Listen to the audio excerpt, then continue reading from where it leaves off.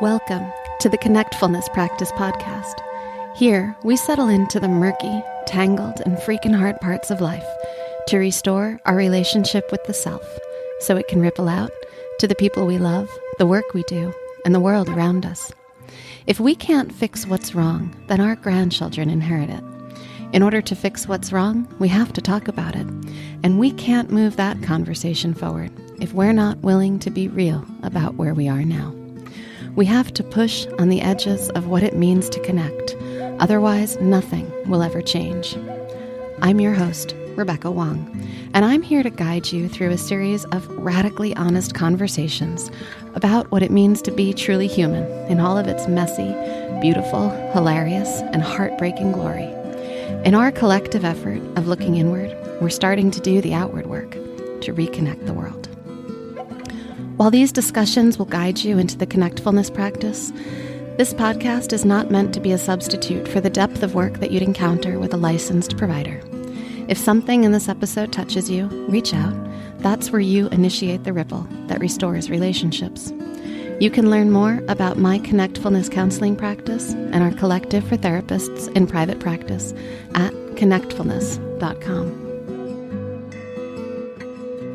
Welcome back. I'm joined today by Mallison Alpern, the Director of Training at the Center for the Study of White American Culture. Robin joins me to have a conversation about the work involved in decentering whiteness and becoming an anti-racist. Robin has a lifelong concern for racial justice and equity, and her anti-racist activism has taken a variety of forms. You can learn more about Robin and her work at euroamerican.org. And be sure to check out their online workshops. Here's the thing.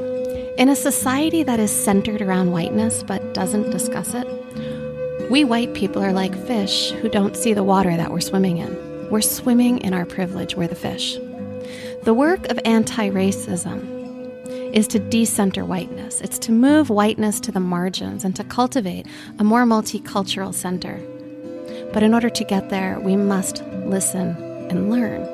Make no mistake about it, this is uncomfortable work, but that discomfort is the gift. That's the feeling of being uncentered. And so I'm going to encourage you throughout this episode just to sit with those places where you feel uncomfortable.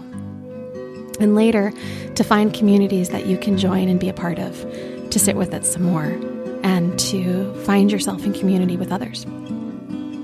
Last summer, I interviewed Resmaa Menakem, and for those of you who haven't already listened to that episode, I highly encourage that you go back and have a listen to it. We reference it a few times in this episode, and it's a really, really important discussion about white body supremacy and how white body supremacy affects not only white bodies, but also black bodies and police bodies and pretty much all bodies.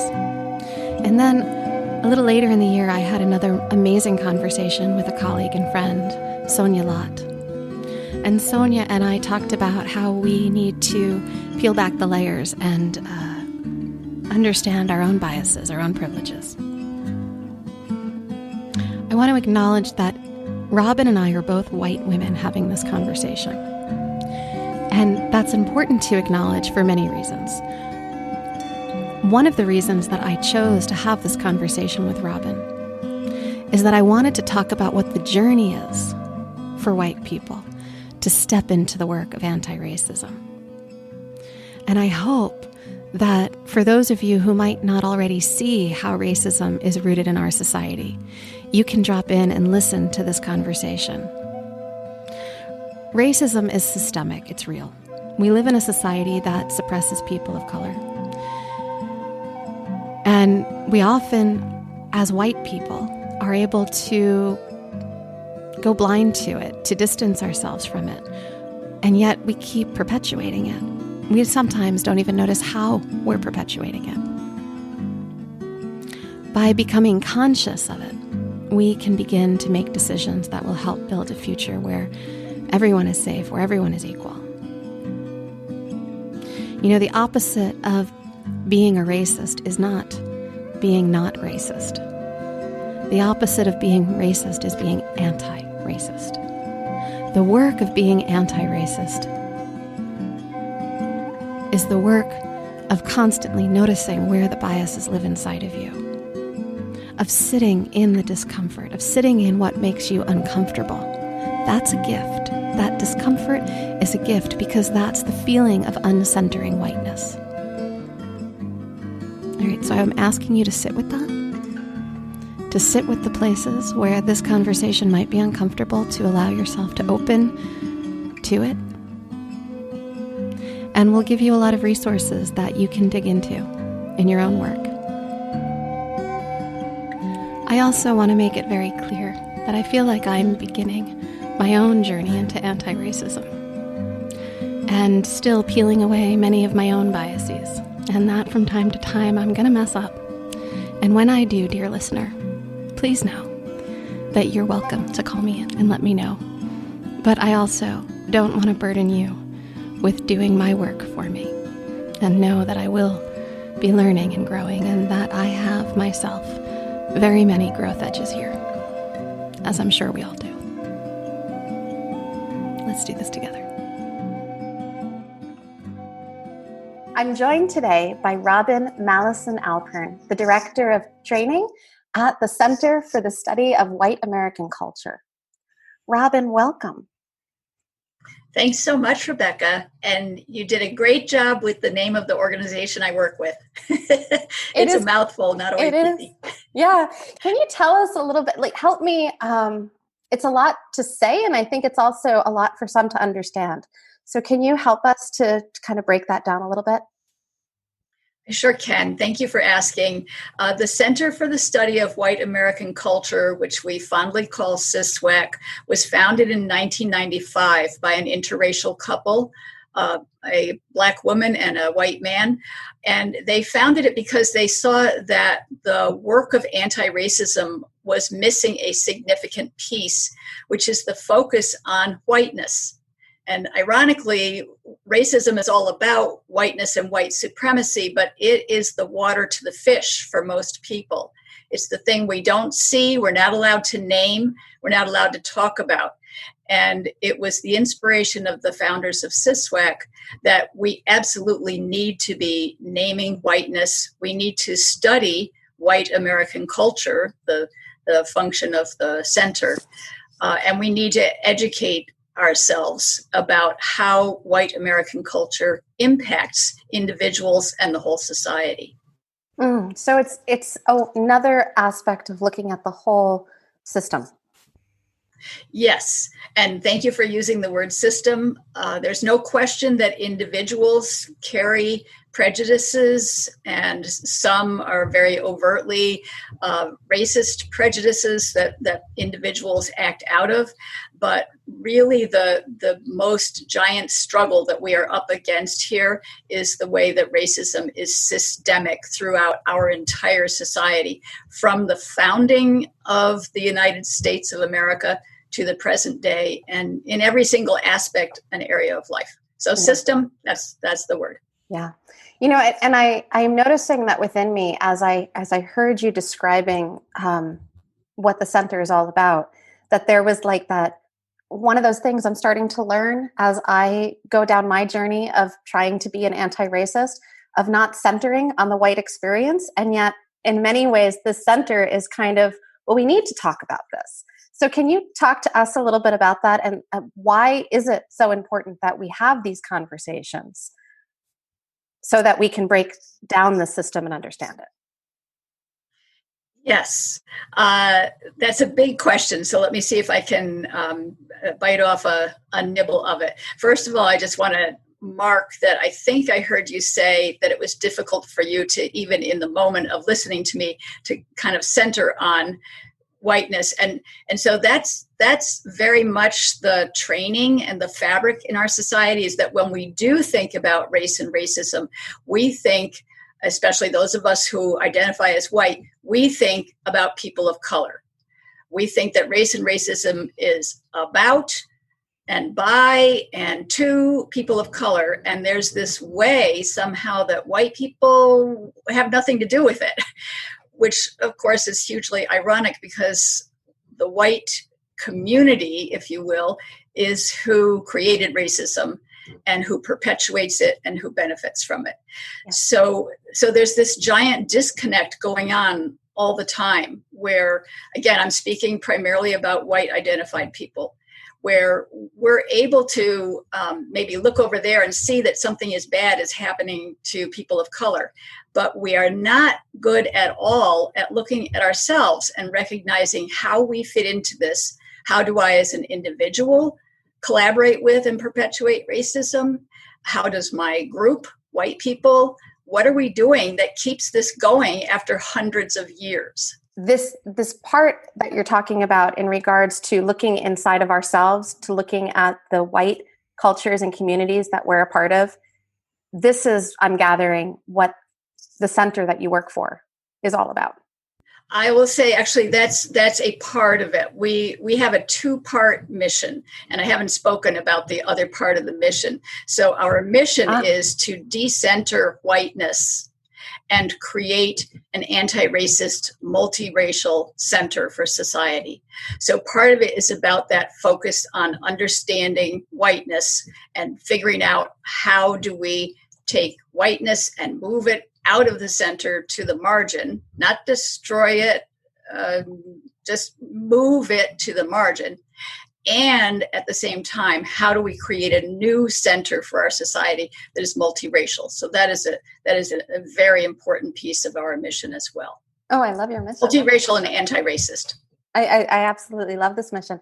And, you know, I am finding myself kind of really understanding it a lot deeper now that we're talking, that in order to move the whiteness out of the center and into the margin to make space for a more multiracial center, a more anti-racist center, we really need to understand first, what is this whiteness? Because how do we move it if we can't identify it? Yes, exactly. And to try to make that a little more concrete, I'll come back for a moment to the level of the individual. Again, it's systemic structural racism that is the most monumental part of the struggle, but it is important to be aware too of where racism is lodged in us as individuals. So for instance, myself as a white woman, it wasn't until I became anti-racist, very committedly and consciously anti-racist in about the year 2000. It wasn't until then that I became aware of the gigantic store of unconscious racism that I carry. And that's not because there's something different about me. It's because I grew up in a society that trained me from the beginning in racism. And so it takes a lot of work and dedication to become aware that, oh my God, I have these stereotypes that are drilled in. I have feelings, emotions that have been concretized based on either my own experiences or what I've learned from the culture.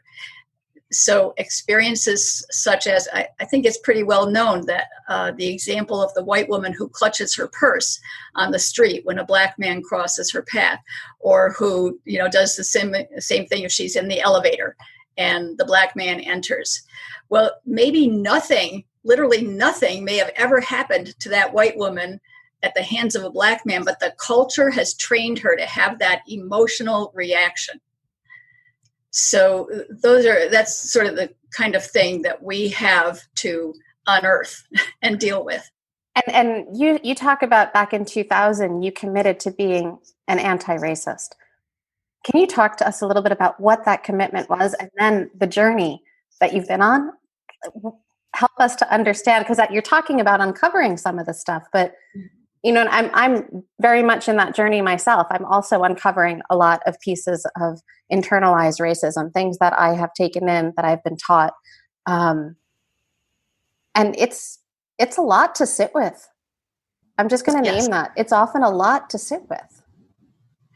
It is. And of course, a danger is that in sitting with it, often those of us who are white, will tend to fall into, oh, poor me, or oh, how shameful, or oh, God, this is too much for me to do anything with, or a number of other places we go where we end up paralyzed. And that's no use to anybody. So sitting with can be very powerful. And we want to make sure that we have partners and resources for our sitting with this stuff, so that we don't go into any of those those tunnels that lead to bad places. My listeners might remember I've had a few other conversations on this podcast. Last year, I talked to Resmaa Menakem, and we talked a lot about somatic abolitionism. We talked about how we needed communities of, if we're white, we need communities of other white people. If we're Black, we need communities of other Black people that we can sit with, so that we're not sitting with this together. We're not sitting with this alone. We're sitting with it together. Yeah, absolutely. 100%.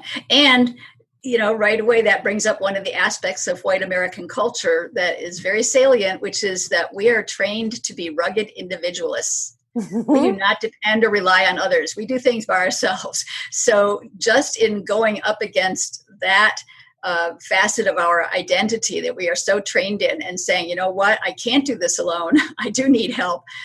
Right there, you're actually taking an anti-racist action, if you will, to go against that precept. I don't want to step over that. You asked me the story, and I love my story, honestly, because I love who I have become as a result of engaging with anti-racism. And it's been scary and traumatic and difficult and sad and raging along the way, and still is. But I would not for a moment trade being where I am now as an anti-racist. So I'll try to put it in a very small nutshell. I grew up in a Quaker family, so I feel I had a big head start because my white Quaker parents taught me that there was such a thing as racism. There's a lot of white people around me who still don't even get it that racism exists. So I at least had a head start there. And they taught me that racism was wrong and that I should be against it. So for the first about 50 years of my life, I thought of myself, if I had to put a word on it, as non-racist. I was not a person who, practiced racism. I was not a person who would support racism. However, it wasn't until the year 2000 that I took a workshop that the founders of CSWAC offered. And at that workshop is where I learned that racism isn't the mean actions of a small subset of people over there. I learned that racism is systemic, as I was saying earlier, throughout our entire society and our entire history. And racism is also lodged within me, as I said earlier, in terms of my internalized, unconscious processes, thoughts, and feelings. So that was a really bad blow to find out that, I'm actually mixed up in this. It is mixed up in me and all of the white people that I know and love.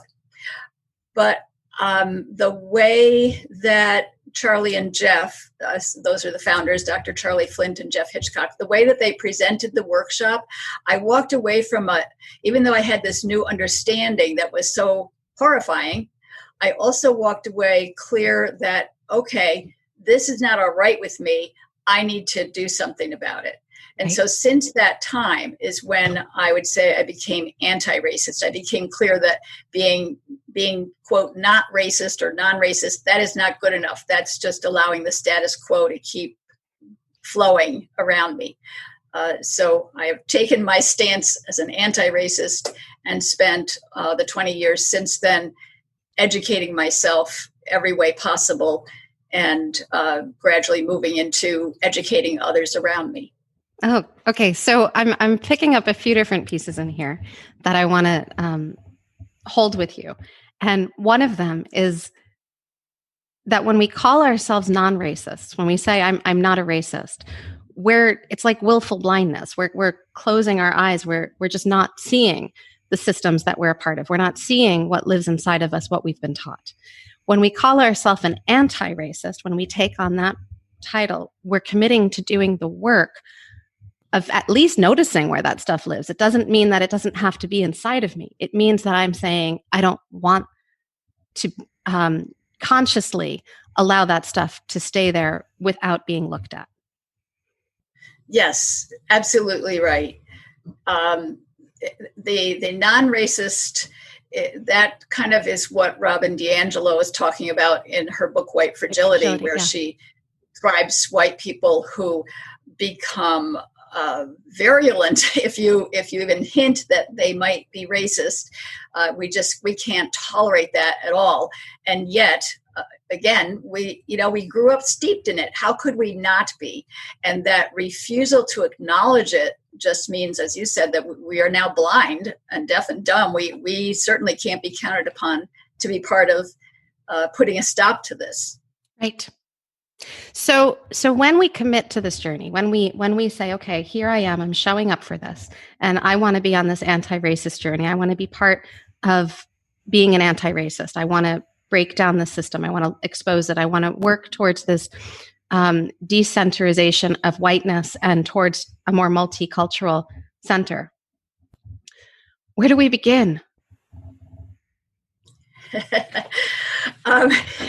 People ask that all the time. And, obviously that's a very individual thing. It depends a lot on where you are, who you are, what you've already done, who you've got around you. So let's see if I could say anything kind of general. One of the most important things to do is to recognize immediately that you have been lied to and deluded and misinformed and miseducated your entire life about racism. And I'm not saying that lightly. There are so many ways that you have been steered off the track and told not to think about this, not to see it, not to notice it. So one of the first things to do is to set about educating yourself. And where do you find that there's a good beginning for that? Well, again, it depends partly on your preferences. If you're a reader, there's a bazillion books out there. Let's see. I'm sorry. So my mind just kind of went to, there's a bazillion books. Here's one. You can visit our center's website, which is www.euroamerican, all one thing, euroamerican.org. We have a bookstore. We publish, in addition to offering workshops and trainings, we also publish books. So we have several excellent books there. And beyond that, so many books. I might have to come back later to think about exact title. You know what we can do is we can make sure that our show notes include some resources for folks that want to start on some reading. So we'll compile them and put them in the show notes. Excellent. That sounds great. Thank you. Yeah. There's also a plethora of workshops. And of course, as someone who leads trainings and workshops, I'm definitely going to plug that. But honestly, there are so many programs out there now. You can probably do a Google search wherever you live and come up with what's happening in your area or online. We happen to be offering Raising Anti-Racist White Children is our current workshop. And I just want to make a plug for that. I'm signed up for it. I've gotten some friends to sign up for it. I had one of my daughter's teachers sign up for it along with me. And I reached out to you before I signed up for it. And one of my questions was, well, my kids aren't white, they're mixed. Can I still take this course? Absolutely. In fact, we often have either parents or caregivers who are looking after children who are not white, who are a different racial background. And I want to be clear, the focus of the workshop is on white children. Yes.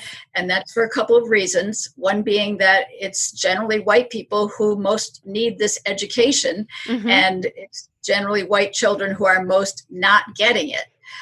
So that's a reason why we want to directly reach out to that population. Yep.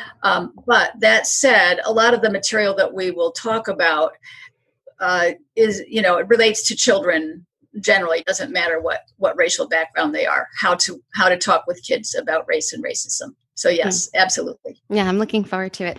And then you have other workshops that you put on too, right? That's the one that you're doing now. But I know when I first heard about you, there was another workshop, which was, I think, on being an anti-racist. Well, the one that you learned about first, I think, was decentering whiteness, That's which, what it of was. course, is exploring more directly our mission about decentering whiteness and building multiracial communities. So we did a deep dive into, okay, what do those concepts mean and how can you go about it? How could that strategy work? So we do have that one. We also have a couple of workshops, a 101 and a 201 for fundamentals, which quite frankly, even though they cover material that we consider is foundational for doing anti-racism work, it isn't necessarily the same stuff that everybody already learned in their basics. So 101 and 201 are very good workshops to take with us.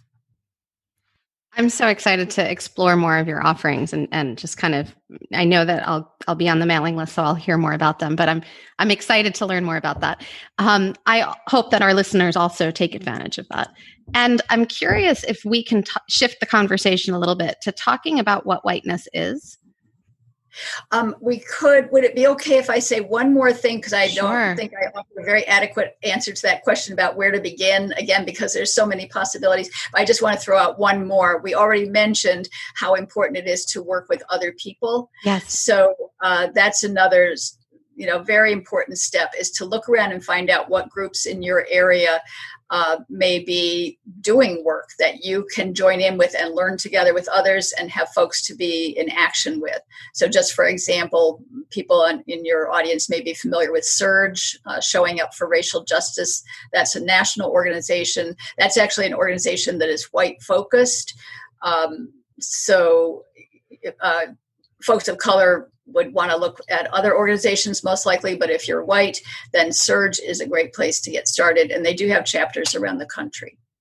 Thank you for that, Robin. You're welcome. So can we circle back then and start talking a little bit more about what whiteness is so that we can move our listeners through this a little bit so they understand what we mean when we talk about decentering? Sure. So I'm going to say, honestly, whiteness is kind of a big concept that's a little bit on the amorphous side. But generally, it has to do with the fact of white culture, white identity, white behaviors, kind of that whole nexus. And the way that that white nexus dominates our country, right? Everywhere you go, pretty much the way things are supposed to be done, the way people are supposed to behave is according to the rules of whiteness. And this is true in such a way that even people of color are expected to live by white rules. Even organizations of people of color are supposed to behave and conform to whiteness. So it's not just about actually white-skinned people necessarily. Right. It just so happens that the Common Council in my town has, including the mayor, I think there's about 8 people, and the mayor himself is a Black man. And I believe all but 1 or possibly 2 of the council members are people of color. However, they function in the way that a group of white people would, for the most part. So that's a place where, despite having numerous people of color present, whiteness, its ways, its norms, its rules, its values are what are running the show at the council. Can you help us to sink our teeth into this? Can you give us like an example of what are some of these white norms, the ways in which white culture kind of permeates? Sure. One of my favorite documents, a favorite resource, is a paper called White Supremacy Culture. You can Google that. And it does not mean skinheads.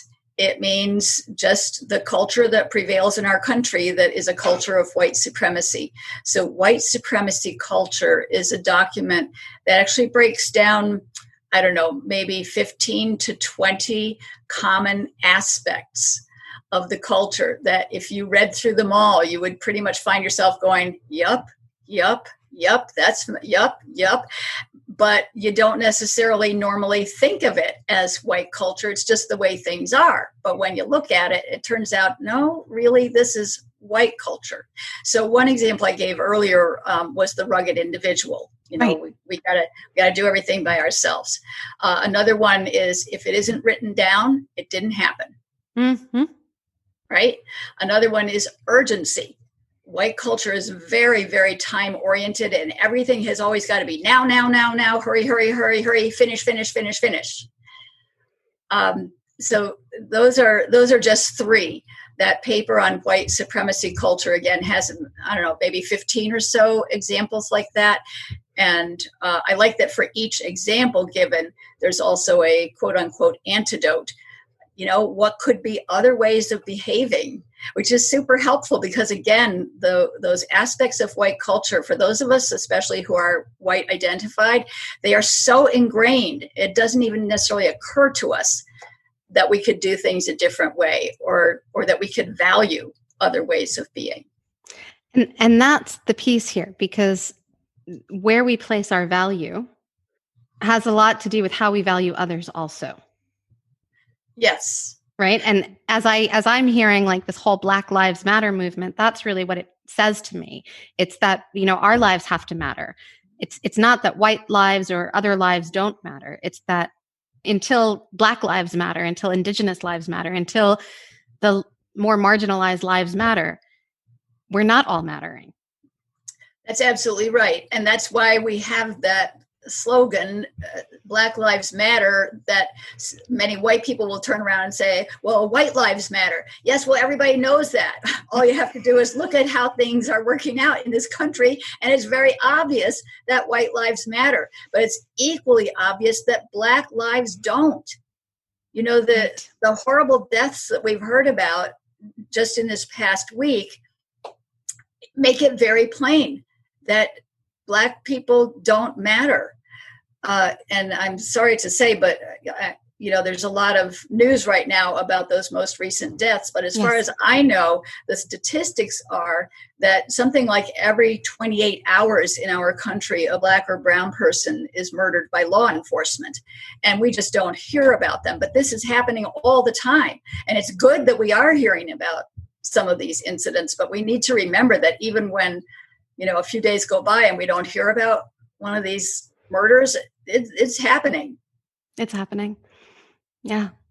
And you know, I think often of friends of mine who talk about the conversations, the difficult conversations that they have to have with their children that I might not have to have with my children who can pass more easily. You know, conversations about being compliant, conversations about, you know, when you're a teenager and you're driving a car, where do your hands go? You know, there are a lot of difficult conversations that our Black and brown sisters, brothers, friends, they have to be having in their families. They have to be considering every day that that's our privilege, that we're not walking around and having even to have those thoughts. We're not even considering that these are things that others are walking through the world with. And because that's our privilege, it seems to me, again, I'm going to just claim my infancy on this journey of anti-racism, but it seems to me that because that's our privilege, it's also our responsibility. Like we have to respond to it. We hold that privilege, therefore we have to show up for it. Yes, absolutely. I love how you said that just now. And it takes me back to your question about what's the difference between a non-racist and an anti-racist. So an anti-racist is the person who has realized that, as you just said, I could go basically through my whole life and never give a thought to all of this. That stuff is not happening directly to me. It's likely not happening to my family members and friends because most likely I am surrounded by white people in my life. So I could absolutely just ignore all of this stuff. But as an anti-racist, I no longer can do that. I am now on duty 24/7 to pay attention to racism and do what I can to be acting out against it. Yeah. You said something else I wanted to pick up on there, but I might have lost what that thought was. I was also mentioning responsibility there. Maybe that's the thread. That is the word. Yes. So that brings up a couple of things. It brings up accountability, which is another one of those kind of big amorphous concepts, but ultimately comes down to being responsible in the work that we do. And white folks, especially when they're new at anti-racism, often, and again, because we're kind of trained to take charge and to be an individual doing my rugged thing by myself, white folks will sometimes go charging off to do what they think is the right thing to do, but they haven't learned the territory, they haven't learned the issues, they haven't learned the people involved, they haven't learned the history. They really know very little. And so they may cause more harm than good with their actions. So accountability is about learning to reckon with that. No, I'm an actor in a system. I'm part of a movement. I need to make sure that my actions are not going to cause more harm and hopefully are going to bring more good to the community.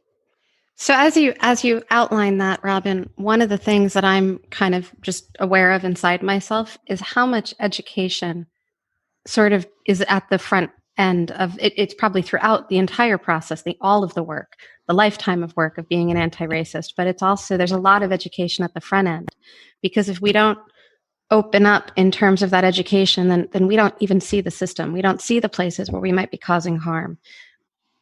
There's a lot of kind of like unschooling.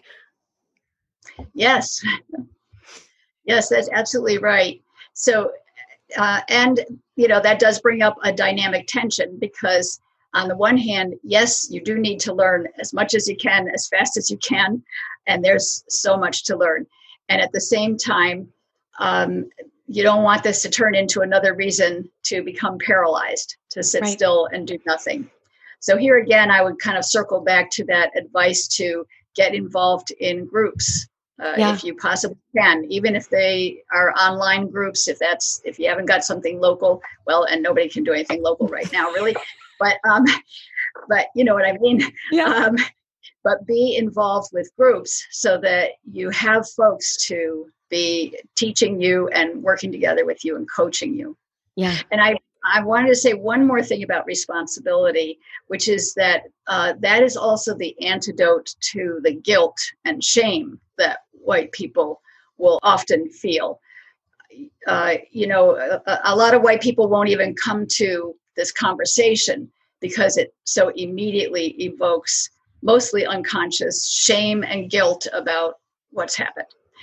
And so it's super important for white people engaging anti-racist work to recognize that a different choice between allowing our shame and guilt to overwhelm us is to accept responsibility. Mm-hmm. And that's exactly what you were talking about earlier. So that choice to say, okay, I'm not happy about this. I regret any part in it that I have played and am playing, but I'm not going to get stuck and focus there because that will render me useless. Instead, I'm going to focus on it's part of my responsibility as a beneficiary of this system. It's part of my responsibility to do everything I can to take it down. Yes. I'm thinking of the work I do every day with clients in my office. I work mostly with couples and individuals. And so much of the work that I'm doing with my clients is around what we call rightful assignment of responsibility. It's around looking at, in many ways, childhood traumas and how they're acting out in their adult life and in their adult relationships. And I think that being an anti-racist is a similar journey. It's about looking at where did this come from? Where did I learn this? How did this message get in? And the shame that I'm feeling, is it mine or is it the people that taught it to me? Right. And to reassign that, the shame part of it, and to take on the responsibility for taking action, to being our best selves, to doing this differently. Yes. So I have to admit what that brought up for me is that historically, and not that long ago, white people have actually used that argument against people of color to put them down further. So I think everything that you just said is correct and healthy, but and there is a way. It's been twisted in another way. Exactly. So it's important for people to recognize that saying that Black people should pull themselves up by their bootstraps, that kind of thing. And, well, gee, my kid faced this and that difficulty, but they prevailed and got a Harvard scholar, that kind of thing. I totally 100% hear that now that you're saying it. And I know when I was saying it, I was speaking of white people in terms of that responsibility. But you're 100% right to clarify that. I need to be careful there. And I think this is my own learning edge.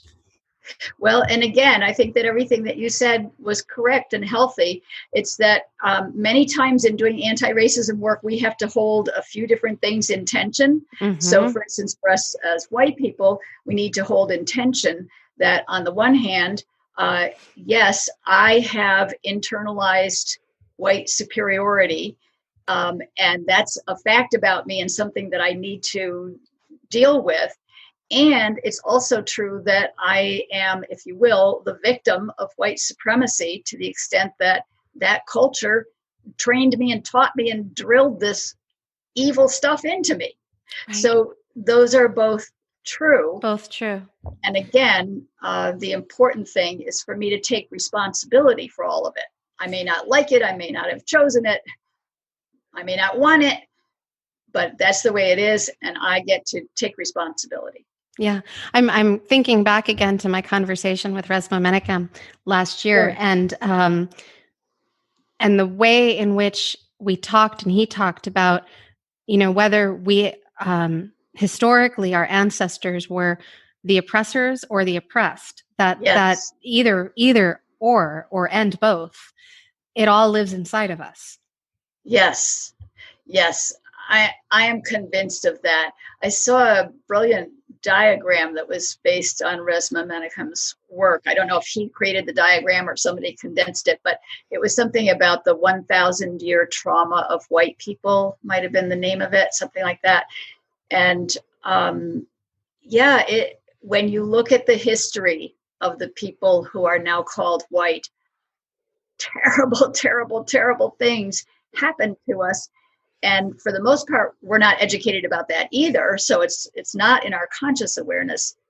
But I am very open to that it's in our DNA. I've heard that there are studies and research demonstrating that trauma remains and passes down in the DNA.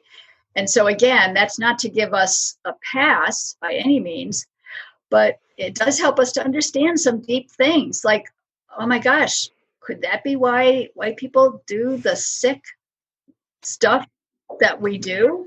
Well, I think it could have to do with what happened. Yeah.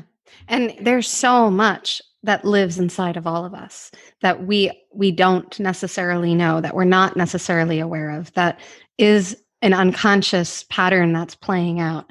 And that's what much of this work is. It's about bringing that to our awareness. It's about getting clear on what that system is that we're a part of, that we're playing into. Yeah, I totally agree. Awareness is so incredibly key to all of this. And it sounds kind of simple, simple in the sense of, oh, what difference could that make? But I know what a huge difference it makes to me when I just walk through my town, which is a very multiracial town, and have awareness of all the different thoughts and feelings and impressions and memories that are rising up for me as I cross paths with people of different races. And if I didn't have awareness of my own patterns there, and if I didn't have awareness of history and what may have been some of the experiences of the people I encounter based on history, based on identities, I would behave really differently.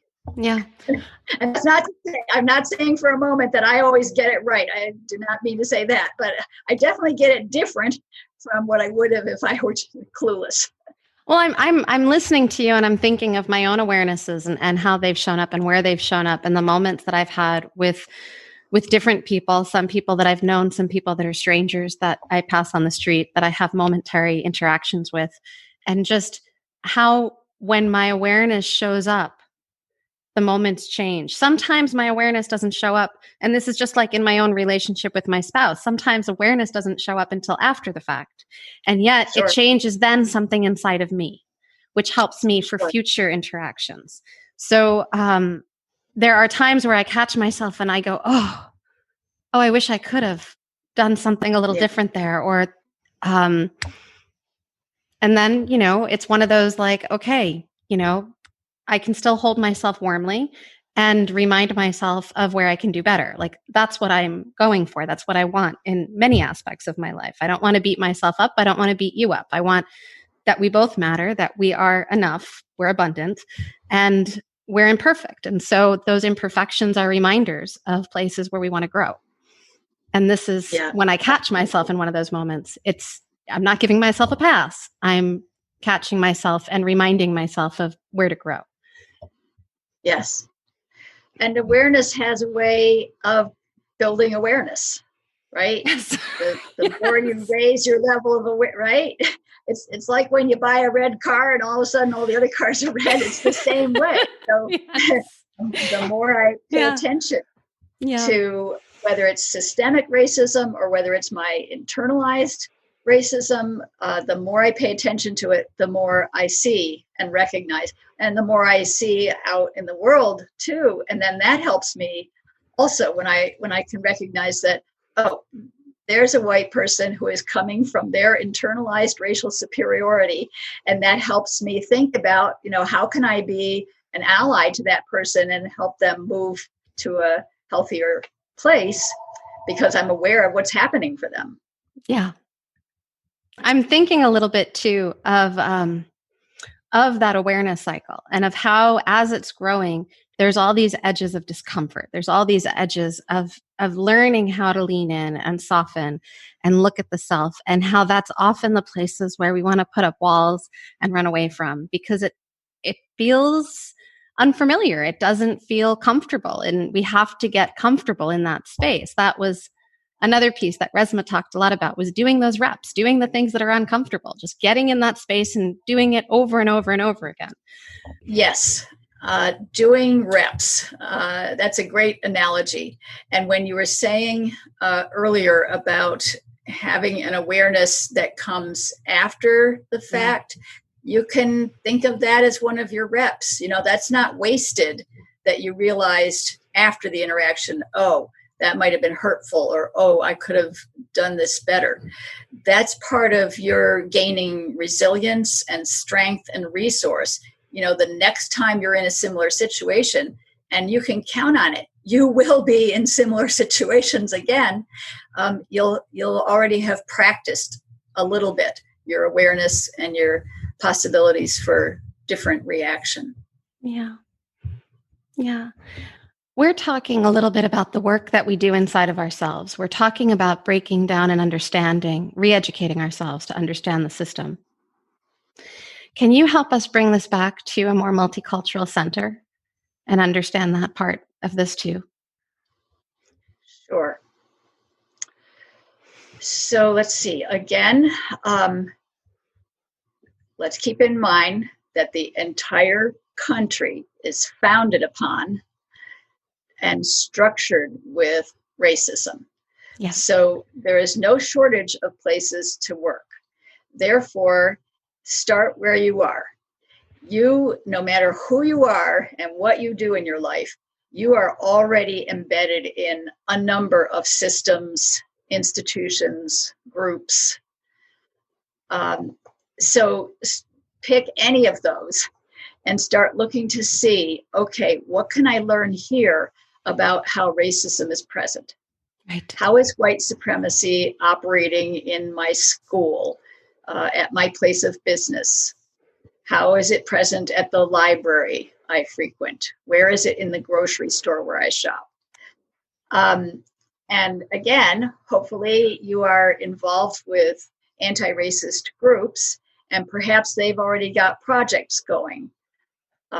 Maybe they're already working on approaching City Hall about the racist hiring policies, or et cetera, et cetera, et cetera. So know that it's everywhere and that you can do something about it. That's the most important thing to know, maybe, is that you actually can do something about it. Even though I used some pretty big words earlier about, how monumental it is and so on, which it is, but at the same time, it's human beings who keep it going. Right. And it's human beings who can intervene and say, okay, enough already. Yeah. No more of this, not on my watch. And all of those little movements that we make, all of the little ways and that we look inside of ourselves, that we notice our interactions, they are movement.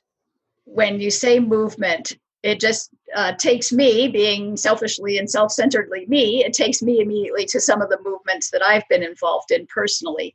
And so the two most important areas have been in my town, where I belong to an anti-racist collaborative that has, in fact, approached City Hall. That's how I know the example about the whiteness of the council, because I've seen how they responded to our years of trying to work for racial justice and equity.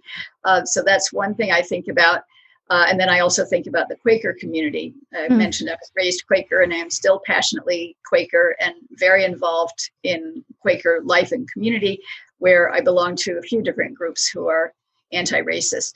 And so, in both of those communities, I have seen our groups taking steps that actually led to change. And it didn't end racism, right? It didn't take down the structure, not so far, but we have seen positive changes as a result.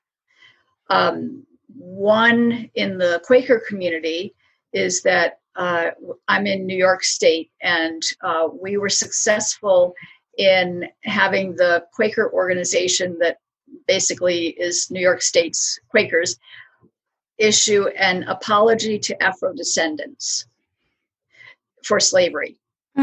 And we are, sadly, to date, as far as I know, still the only Quaker organization in the United States that has done that. A number of organizations, and even the United States itself, has issued an apology to people of African descent for slavery and the slave trade and its aftermath. But a lot of people have not said any such thing. But anyway, so we were successful in supporting our organization to make that apology. So that's an example of something. Yeah, that's and it's making these statements is important. When we make statements, we help people understand if we're safe communities, if we're safe places for them, and that is progress. Well, and the work that we did over 8 years to get that document approved was very important threshing work in our Quaker community for people to just even begin to broach these issues and to move from, well, you're talking about something that happened hundreds of years ago and I had nothing to do with it, to, oh, I now see how people today are living the consequences of the enslavement of Africans hundreds of years ago. I now see that it is still present. It never ended. It's not over and in the past. And I'm involved in it. And yeah, I apologize. And that process that you're describing there, that's what makes the community safer. Yes. It's not issuing the statement. It's the process that's behind the statement. Yes. Yep. People can know that, all right, for one thing, this is a community where people talk about race and racism and work to be anti-racist. And that right there is such a change from everyday U.S. society. Yes. Robin, thank you. Like that is a great example. That is a great way just to kind of metabolize how we can bring this work into our lives and into our communities, and the ripple effect that this work could possibly have. Thank you.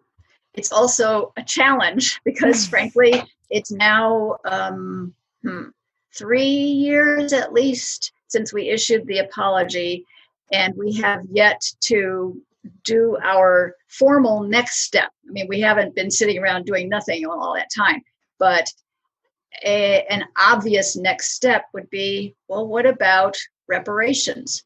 Okay, you said you were sorry. Now, what are you going to do to fix it? How will you correct this? So we have not yet, as a community, engaged that question. And so that's a next step that I am looking forward to helping us take. That is a huge step to even begin that conversation, and then to dive into it and to witness where that process takes you on the other side. Mm-hmm. Thank you for leading your community there. You're welcome. It is a huge step. And again, one reason that people hang back is because of their fears. Yeah. And for white people, their shame and their guilt. That gets in the way so much. But once they begin to take steps, I think a lot of people do begin to discover that this is not only about making life a joyful, happy, successful place for people of color. It's also about liberating ourselves as white people from that shame and guilt and trauma and rage and fear and everything else. It's about freeing ourselves to live our fully human lives. That is really, really big. And I want to blow that part up. I want to really amplify the message that you're sharing there, that there's many sides of this work. And we're not only talking about liberation of one race, we're talking about kind of liberation of all races, where those who are stuck in the shame of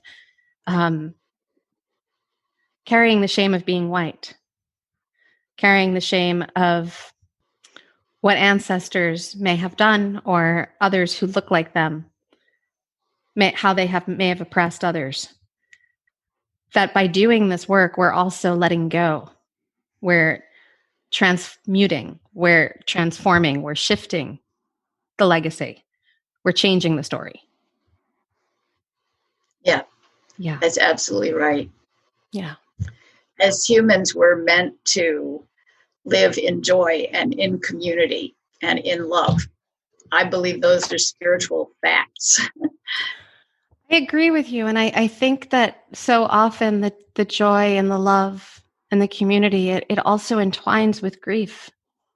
That grief often has a place there.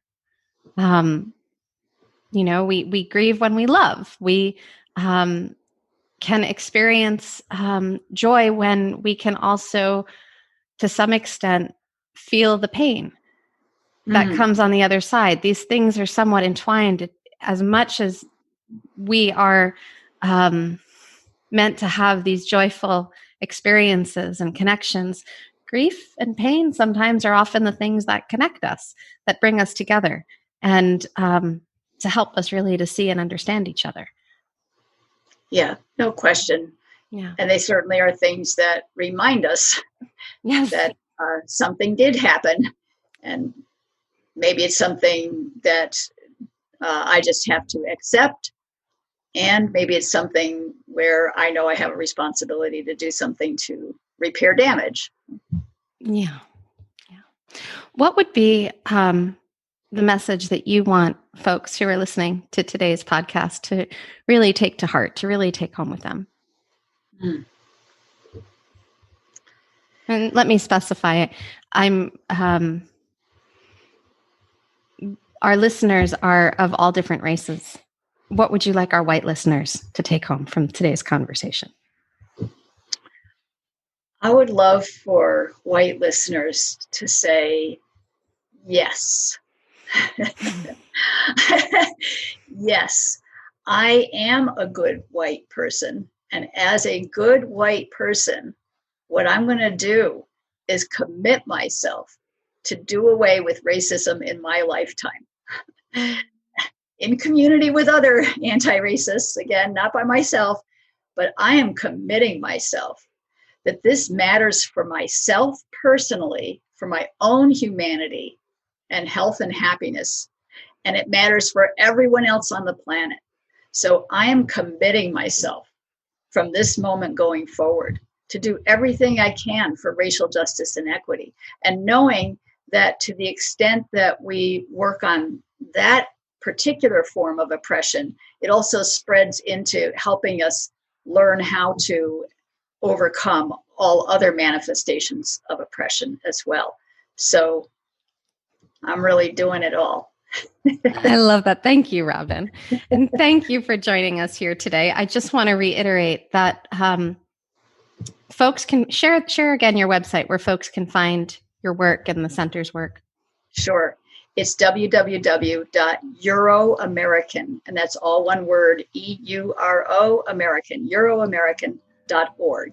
Wonderful. And you can find out about our current webinar there and our books and other resources. So good. Thank you so much. And future trainings that you may be having as well. Thank you so very much. I'm so grateful for your time and your energy. Oh, thank you very much, Rebecca. I really appreciate the work that you're doing. Thanks for inviting me. Yeah. A reminder, this podcast is not meant to be a substitute for the depth of work that you'd encounter with a licensed provider. Learn more about my counseling practice, intensives, and our collective for therapists in private practice at connectfulness.com. Listeners often ask how they can support the ongoing production of the Connectfulness Practice podcast. Truly, the best way that you can is to simply subscribe and rate the show on your favorite podcasting platform and leave us a review on Apple Podcasts. I want to express deep gratitude for Sarah and Chris Ferris, the musicians behind the beautiful soundtrack for the Connectfulness Practice podcast, which was recorded and mixed at Kidney Stone Studio. This podcast is produced by me, Rebecca Wong, and copyrighted by Connectfulness Counseling.